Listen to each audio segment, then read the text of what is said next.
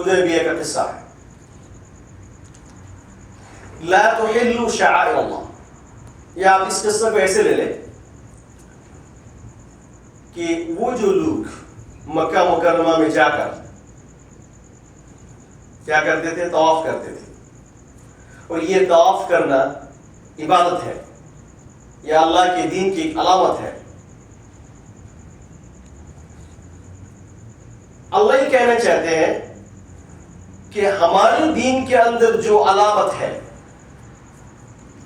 وہ علامت، وہ نشان اگر کسی اور مذہب کے لوگوں کے اندر موجود ہے،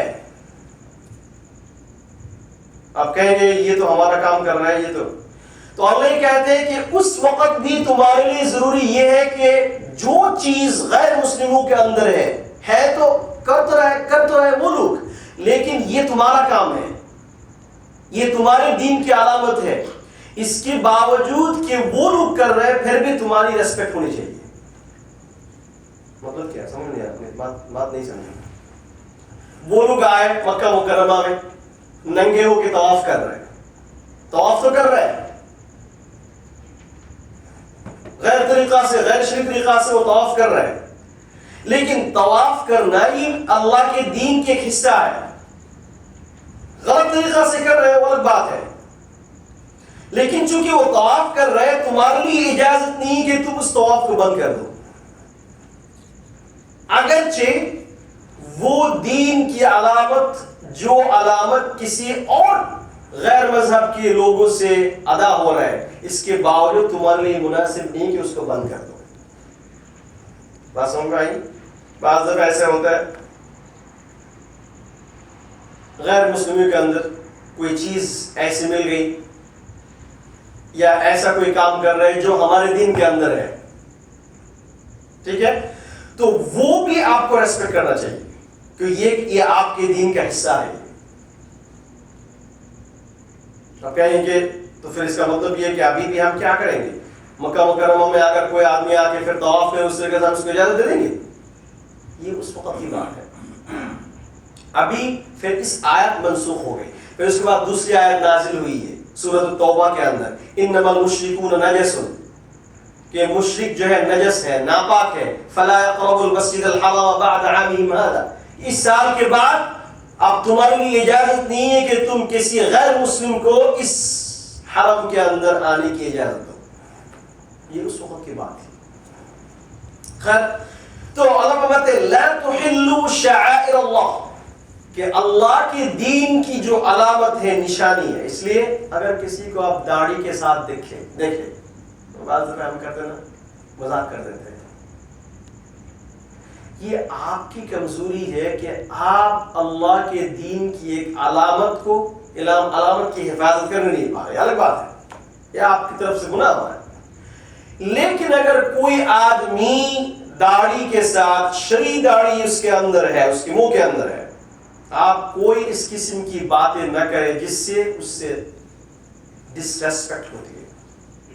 کہ دین کی علامت ہے، دین کی علامت. اسی طریقہ سے آپ کو ایک بات یہ بھی کرنا، اذان یہ دین کی ایک علامت ہے. آپ کی اذان جو ہے غلط نہیں ہونی چاہیے.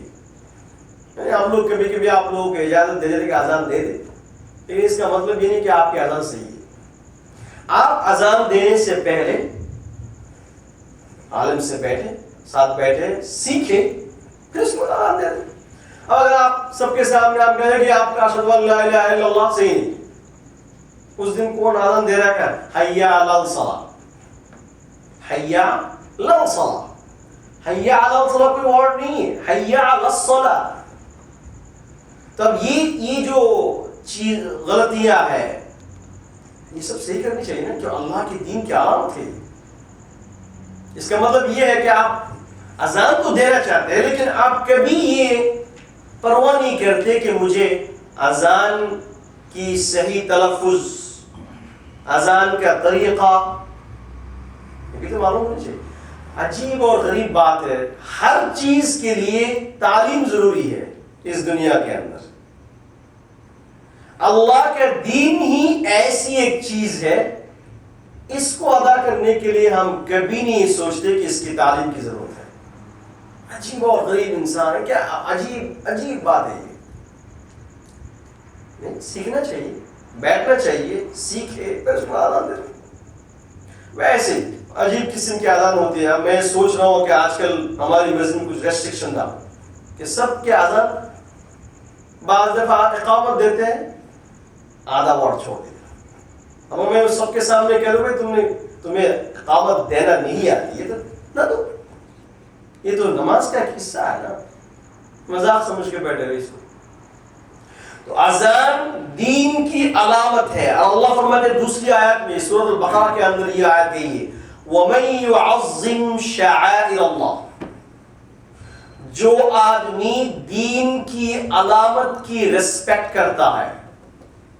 ریسپیکٹ کرنا تو کیا ہوتا ہے؟ ایک تو یہ ہے کہ اللہ کے دین کی جب بھی علامت کے سامنے آج اس کو سمجھتا ہے کہ اللہ کا دین کا حصہ ہے, اس کے دل کے اندر ریسپیکٹ ہے. یہ بھی ریسپیکٹ ہے کہ اس دین کو, اس دین کی علامت کی تعلیم بھی ہونی چاہیے نا, یہ بھی ایک ریسپیکٹ ہے. وَمَن يُعَظِّمْ شَعَائِرَ اللَّهِ, جس آدمی اللہ کے دین کی علامت اور نشانیوں کو ریسپیکٹ کرتے ہیں, فَإِنَّهَا مِن تَقْوَى الْقُلُوبِ, اللہ فرماتے ہیں کہ اس کا مطلب یہ ہے اس کے دل کے اندر اللہ کا خوف ہے, اللہ کا ڈر ہے. اگر وہ ریسپیکٹ نہیں کرتا, اس کا مطلب یہ ہے کہ وہ آدمی کو, اس آدمی کے دل کے اندر اللہ کا خوف اور ڈر نہیں ہے. تو شعائر, دین کی نشانیوں کی ریسپیکٹ دل کے اندر ہونا, یہ ایمان کی علامت ہے, تقوی کی علامت ہے.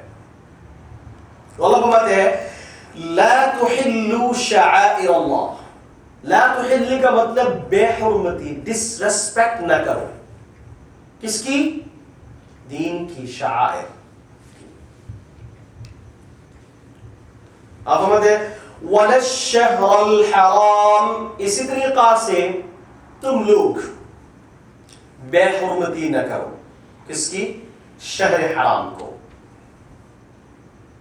اسپیشل منتھ کو. کیا اسپیشل منتھ ہے؟ اللہ سبحانہ و تعالیٰ قرآن شریف میں سورۃ التوبہ میں فرماتے ہیں ان عدۃ الشہور عند اللہ 12 شہرا. اللہ کی نظر میں, اللہ کے حساب میں سال میں 12 مہینے ہیں. ان عدۃ الشہور عند اللہ 12 شہرا فی کتاب اللہ. فی کتاب اللہ کا مطلب یہ ہے فی لوح محفوظ. علماء لکھتے ہیں کہ یہ جو ہم 12 مہینے گنتے ہیں یہ آج سے نہیں ہے. یہ اللہ سبحانہ و تعالی نے دنیا کو پیدا کرنے سے پہلے جب لوح محفوظ میں سب کچھ لکھا ہے, اس کے اندر بھی یہ لکھا ہے کہ دنیا میں سال 12 مہینے کے ہوں. اللہ فرمایا یوم خلق السماوات والارض, کب سے؟ کہ جب سے یہ زمین اور آسمان کی پیدائش ہے, اس دن سے اللہ کی نظر میں, اللہ کے حساب میں مہینہ 12 ہے. پھر اللہ فرماتے منہا, یہ 12 مہینے میں سے 4 حرم, 4 مہینے ایسے جو سیکرٹ ہیں, جو بہت ہی اہم مہینے ہیں. پھر اللہ نے یہاں نہیں فرمایا کہ وہ مہینے کون سے مہینے ہیں, لیکن نبی اکرم صلی اللہ علیہ وسلم نے حدیث میں ارشاد فرمایا کہ وہ 4 مہینے جو بہت ہی برکت والا, وہ ہے ذی القعدہ, ذی الحجہ, محرم اور رجب. یہ 4 مہینے. ہم یہ کہتے ہیں نا کہ محرم کا مہینہ جو ہے بہت اہم ہے, اس لیے کہ حسین رضی اللہ تعالیٰ عنہ اس دن اس مہینے میں شہید ہوئے تھے.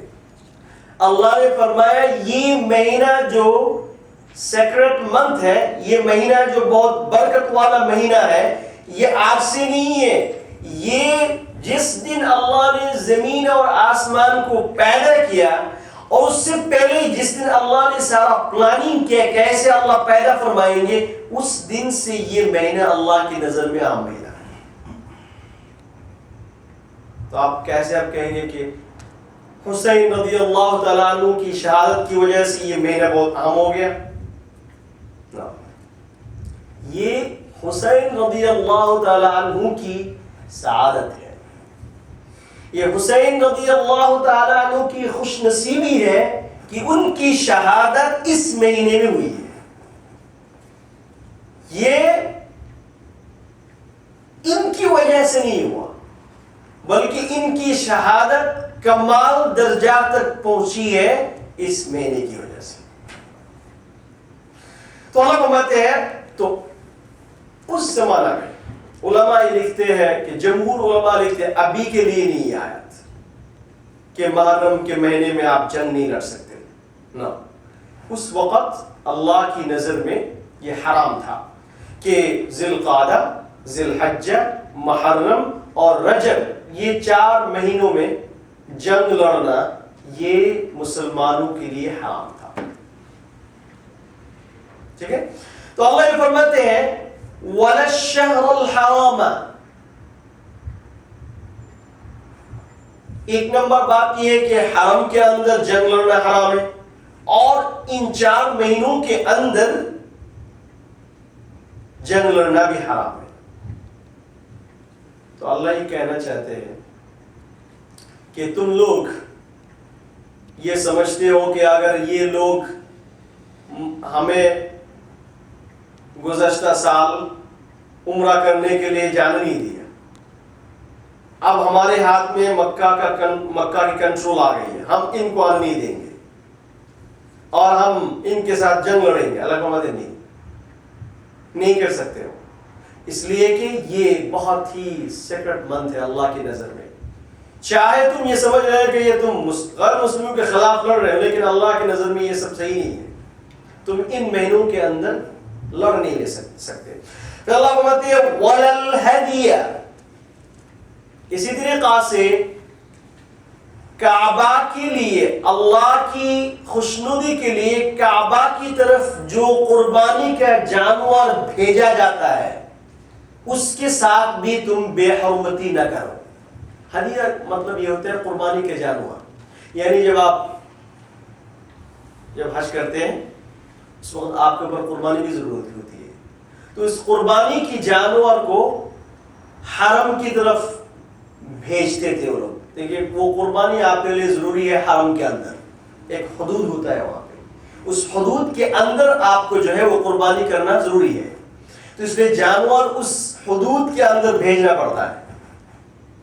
تو اب وہ یہ کہہ رہے ہیں جب اس نے صحابہ کرام نے دیکھا کہ وہ حتیب ابن ہند ان کے جانوروں کو لے کے حرم کی طرف جا رہا ہے ذبح کرنے کے لیے، تو صحابہ کرام نے کہا کہ یہ تو ہم پکڑیں گے ان کو اور ہماری جانوروں کو ہم واپس لیں گے۔ اللہ نے یہ فرمایا کہ دیکھو معلوم ہے کہ اس نے تمہارے اوپر ظلم کیا ہے، لیکن اس جانوروں کے اندر یہ بات آ گئی ہے کہ یہ جانور اللہ کے لیے قربان ہونے کے لیے لے کے جا رہے ہیں، اب تمہارے لیے اجازت یہ نہیں ہے کہ تم اس کو لے لو اور جو ہے اللہ کے راستے میں جو جانور جا رہا ہے اس کو تم روک لو، نو، ایسا نہیں کر سکتے۔ اس سے کیا پتا چلا؟ اس سے یہ بات پتا چلی اگرچہ یہ رانگ ہے، لیکن جبکہ اللہ کا نام اس کے اندر آ گیا، اللہ کے نام کے لیے قربانی ہونے کے لیے جا رہے ہیں، آپ اس کے اوپر ہاتھ مت ڈالو۔ ایک تو ایک ہوتے ہیں، دوسری بات یہ ہوتی ہے کہ اگر کوئی جانور قربانی کے لیے روانہ ہو گیا تو اللہ یہ فرماتے ہیں ایز اے مسلم تمہارے لیے ذمہ داری یہ ہے کہ اس جانور پر قبضہ کرنے کی کوشش نہ کرو، اس کو چوری نہ کرو، اس کی چوری نہ کرو، اس کو جانے دو وہاں پہ۔ بات سمجھ میں آ گئی؟ وَلَلْقَلَائِدَ، اسی طریقہ سے قلائد کا مطلب یہ ہوتا ہے کہ اس زمانہ میں جب یہ لوگ جانور بھیجتے تھے بیت اللہ کی طرف حرم کے اندر، تو یہ لوگ کیا کرتے تھے، گلے کے اندر ایک علامت دے دیا کرتے تھے، جیسے درخت کا چھال ہے یا کچھ ہے، اس کے اندر لگا دیتے تھے تاکہ لوگوں کو پتا چلے کہ بھئی یہ جانور نارمل جانور نہیں ہے، یہ قربانی کرنے ہونے کے لیے جا رہی ہے۔ تو اللہ یہ فرماتے ہیں جب کسی جانور کے گلے میں تم اس قسم کی علامت دیکھتے ہو تو اس کی ریسپیکٹ کرو. ریسپیکٹ کا مطلب کیا ہوتا ہے کہ ان جانوروں سے تم کسی اور کام نہ لو. جانور سے کیا کام لیتے ہیں؟ اگر آپ کے پاس گائے ہے، جانور ہے، تو آپ کیا کرتے ہیں؟ اسے دوسرے اور کام میں لگا دیتے ہیں، پانی کھانے کے لیے، فلاں فلاں کرنے کے لیے. اللہ نہیں، یہ جانور اللہ کے لیے وقف ہے، اس سے تم کسی اور کام مت لو. یہ بے حرمتی ہے، یہ ان کے ساتھ ڈسریسپیکٹ ہے. ایک جانور، حج کتنا بڑا عمل ہے. دیکھیں حج کتنا بڑا عمل ہے کہ ایک جانور کے اندر صرف اتنی بات آ گئی کہ یہ جانور حرم میں جائے گا اور اس کی قربانی ہوگی. اللہ یہ کہتے ہیں کہ خیال رکھنا، اس کے ساتھ بے حرمتی نہیں کرنا کہ اللہ کے لیے جا رہا ہے جانور. پھر اللہ فرماتے ہیں وَلَا آمِّنَ الْبَيْتَ الْحَرَامِ. اسی طریقہ سے جو لوگ بیت اللہ کی طرف حج کرنے کے لیے جا رہے ہیں ان کے ساتھ ڈس ریسپیکٹ نہ کرو. واو، کتنی بڑی بات ہے کہ ایک آدمی صرف اس کام کے لیے مکہ مکرمہ میں جا رہا ہے کہ یہ اللہ کے گھر کی طواف کرے گا. اور کیا کرے گا؟ آپ جب جائیں گے تو کیا، بعض دفعہ جب ایک آدمی جب ایک ہی پہلی دفعہ جاتا ہے حج میں تو وہ یہ سمجھتا ہے پتہ نہیں کیا کیا کرنا پڑے گا. تو جب وہاں پہ جاتا ہے تو پہلا دن کیا کرنا ہے، وہ مینا میں جا کے بیٹھے ہوئے ہیں تابو کے اندر، یا کیا کہتے ہیں اس کو، ٹینٹ کے اندر. کیا کرنا ہے اس کے اندر؟ صرف 5 نمازیں پڑھنی ہے، ظہر، عصر، مغرب، عشاء. وہ یہ سمجھ رہے ہیں کہ حج تو کوئی اور چیز ہوئی، کیا کر رہا ہوں میں؟ کچھ نہیں کر رہا ہوں. وہ تو وہاں پہ ٹینٹ کے اندر ماشاء اللہ VIP ٹینٹ ہے، کھانا وانا سب کچھ کھا رہا ہے، 5 وقت کی نماز پڑھ رہے ہیں. حج کہاں ہے؟ یہ بھی حج ہے بھائی، اسی کا نام حج ہے. تمہارا صرف کام یہی ہے کہ 8 ذی الحجہ مینا میں جانا، ٹینٹ میں بیٹھ کر جو ہے 5 نمازیں پڑھنی، یہی سنت ہے. ذکر اذکار کرنا اور کوئی کام نہیں. ہم تو ذکر اذکار کرتے نہیں، ہم باتیں کرتے رہتے ہیں. خیر، کام یہ ہے کہ وہاں پہ 5 وقت کی نماز وہاں پہ پڑھنی ہے. اچھا ہو گئی. صبح پھر نکلتے ہیں عرفات کے میدان میں، وہاں پہ بھی جائے کوئی نماز.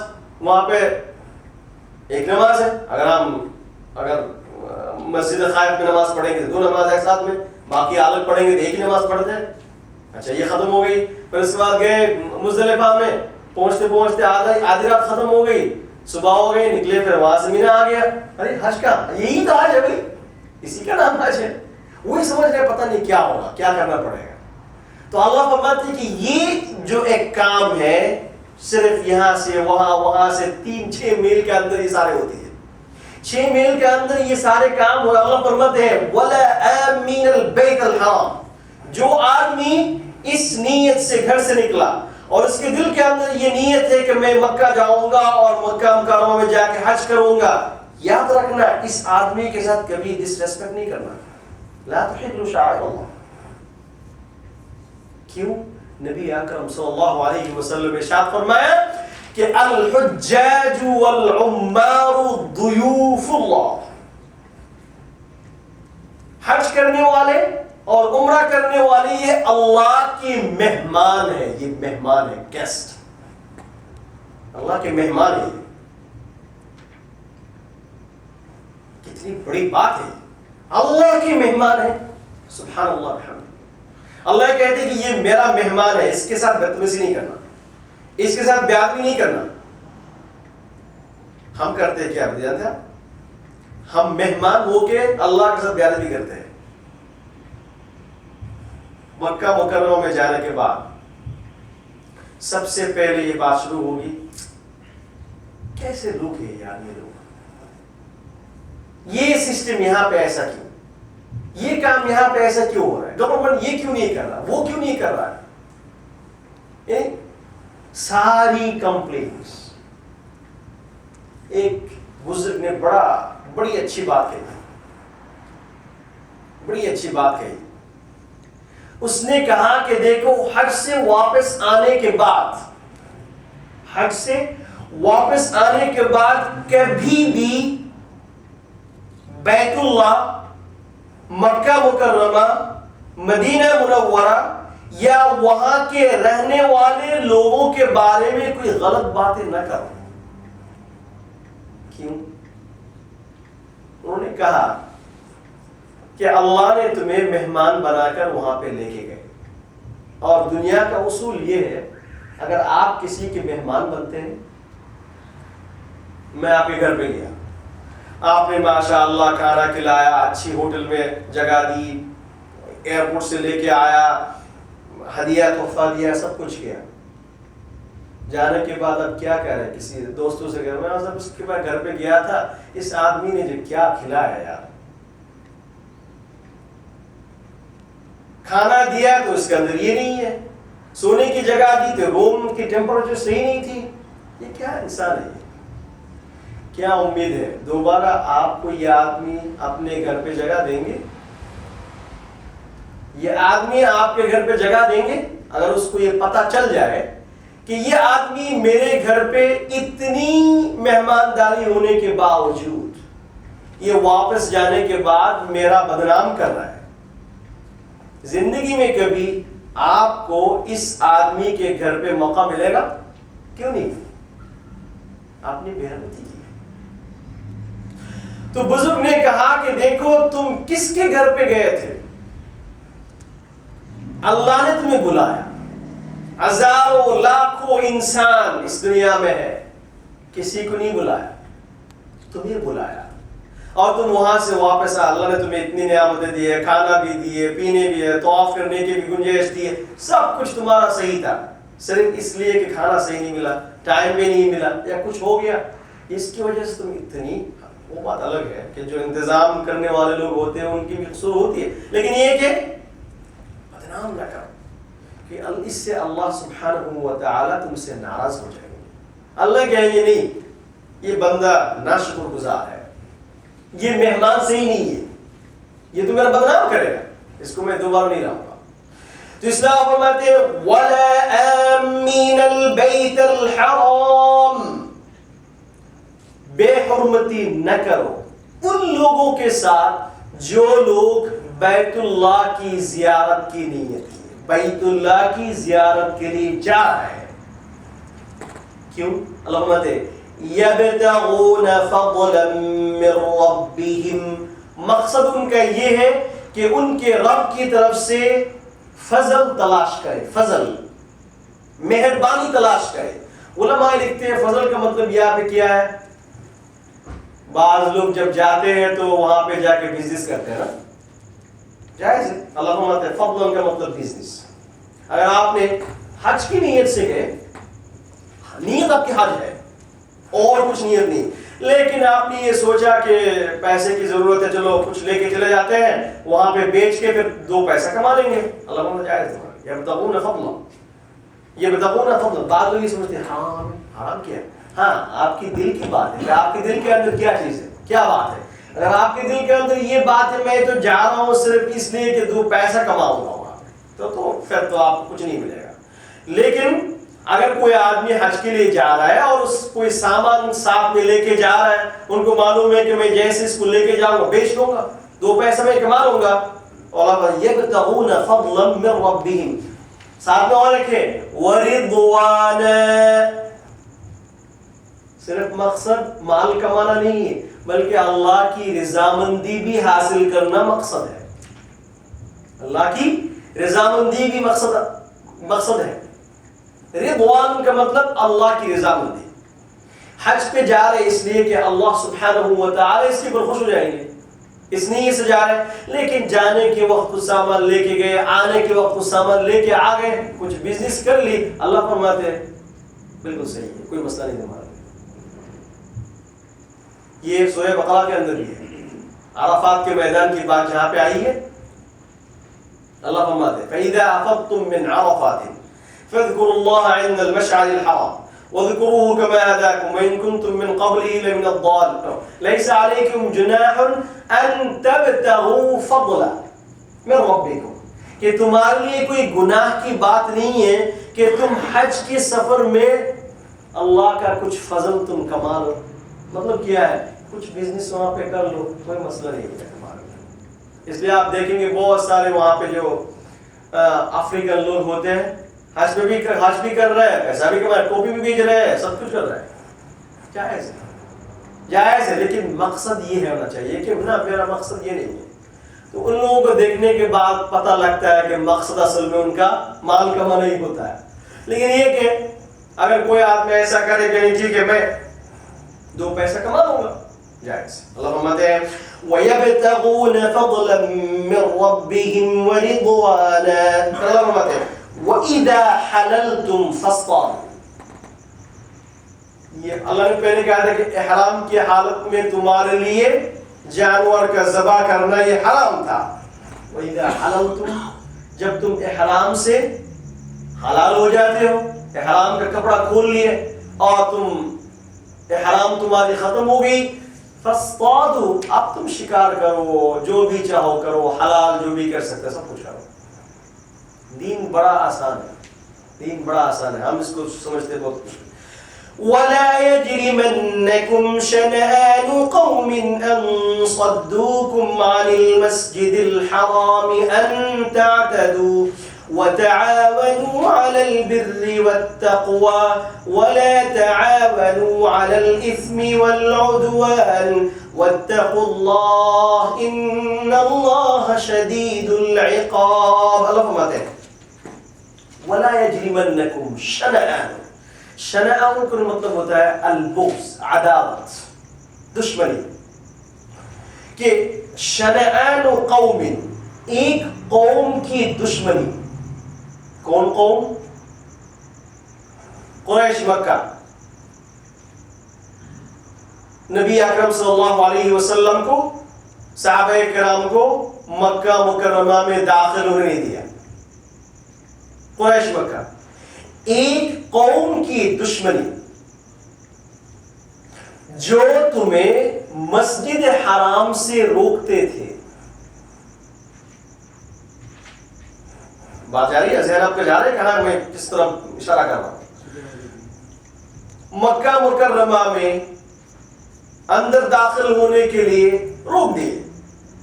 तो वो कौम, जिस कौम की अदावत जो तुम्हें मस्जिद हराम से रोकते थे, इनकी दुश्मनी तुम्हें आमदा न करे, आमदा न करे। क्या न करे?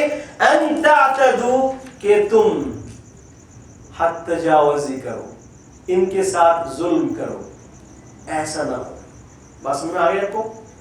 कि उनकी दुश्मनी थी कि तुम्हें अंदर आने नहीं दिए।